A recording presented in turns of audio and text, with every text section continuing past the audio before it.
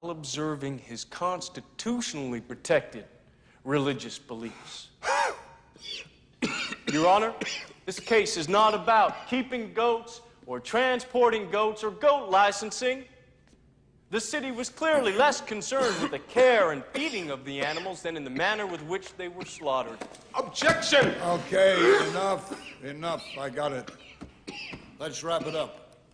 Your Honor, the city timed this police action to catch my client exercising his constitutionally protected right to religious freedom. This is a law protecting kosher butchering.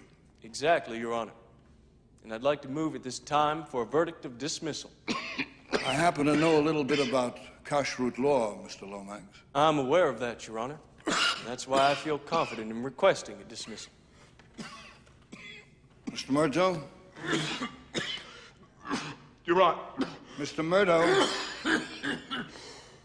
For God's sake, man.